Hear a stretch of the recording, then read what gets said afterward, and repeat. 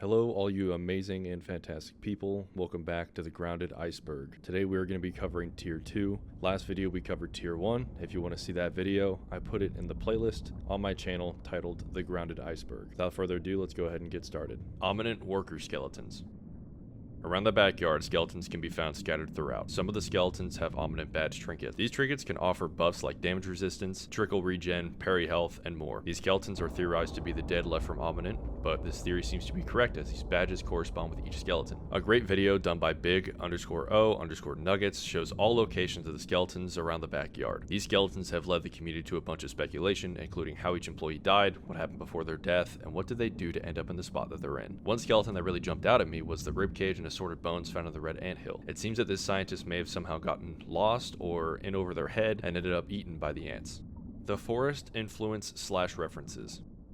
The Forest is a pretty dark game, and at times it can be pretty comedic. The Forest and Grounded are similar when it comes to the fundamentals of each game's gameplay elements. The Forest is a survival horror, whereas Grounded can be considered the same if you push the cartoonish style out of the way. Grounded can start out cheery and happy, but the farther and farther you get into the game, it can seem pretty dark and gloomy and even terrifying if you go into the game completely blind. Grounded even offers the player an Easter egg that references the Forest. This video from Mellow Gamer 1999 shows a cave where you can find a bunch of ant heads on a stick, which can be a reference to the Forest where you can find heads on sticks around the island. Other than that, I believe the Forest can share similarities with Grounded, but overall they can be completely separate games.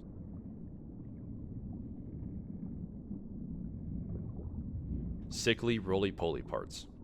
Sickly roly-poly parts comes from killing the sickly roly-poly scattered around the upper yard. According to the wiki, there are 4 spawn locations on the map. One under the porch of the house east of the coiled hose, one south of the corridor in between the sandbox and the fence, one in a small corridor in between the sandbox and the backyard fence, one west of the picnic table near the unmarked Labice can. Moderately high defense armor and a tier 2 to tier 3 weapon is highly recommended when fighting these bugs. Sickly roly-polies used to drop sickly roly-poly parts and shells before the normal roly-polies were added. They used to make crusty roly-poly armor before the base roly-poly armor was introduced as well. Notes in the update patches tell us that the roly-polies might be sickly because of their close proximity to the trash heap. It takes 3 in-game days for these bugs to respawn. Sewer tunnel. The sewer tunnel refers to a small area on the map that would lead to a pipe underwater, similar to the exposed pipe network in the game today. According to 910 Doohead, there is a theory that the sewage scab was removed from the game after the Shroom and Doom update. Others that had this scab apparently had it removed from their inventories. In this video made by WildQuest, you can see what the sewage tunnel was before it was removed from the game.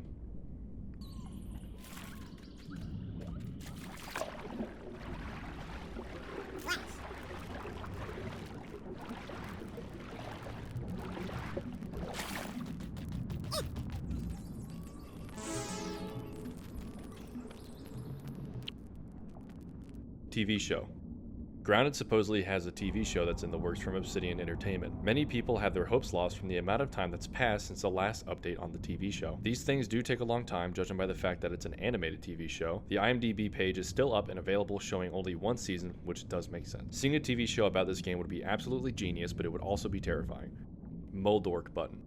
The Moldorc Highlands house the Castle Moldorc playset, and according to the wiki, there's no natural way to reach it, so the player has to build up to it or bridge over from a rock. When at the Castle Moldorc playset, according to Mario 04253101 on the TrueAchievements.com website, you can get this achievement by hitting the button on the side of his head, hit 2 red buttons in the mouth, and have Wendell hack into the lab at the bottom of the castle.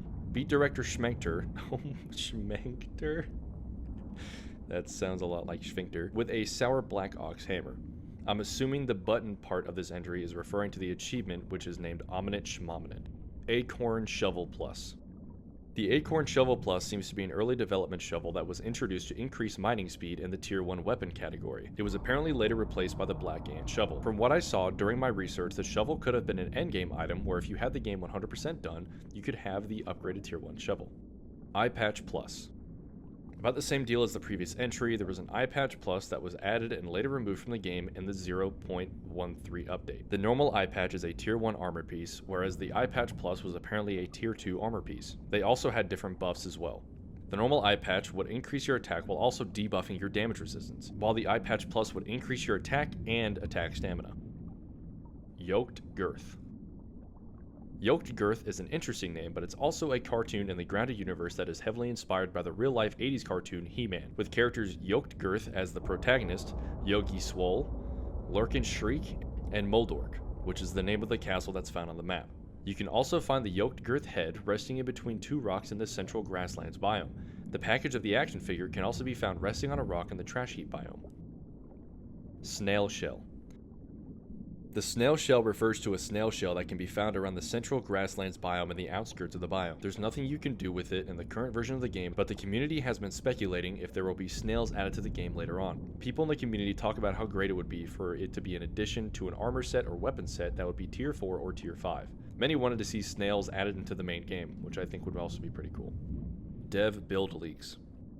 These leaks happened before the 1.0 update and took the community by storm. They revealed a bunch of developer ideas that were either later implemented in the game or lost and forgotten. I couldn't find much information on the specifics of the leak, but I found this wiki post that was made. According to this post, there was cut content that would have shown the inside of the shed. It was titled Sheds Inside and featured a shelf with junk and something behind a used and torn tarp. This area was going to be a home to silverfishes, earwigs, wasps, and the wasp queen. Assets from the sheds inside was later used in the game.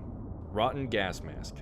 Rotten tools are equipment that are weaker than their crafted counterparts and can be found in specific areas around the map. These items are one of a kind and are more of a collector's item than a real item of use. The rotten gas mask can no longer be found and may have been removed later on in the game.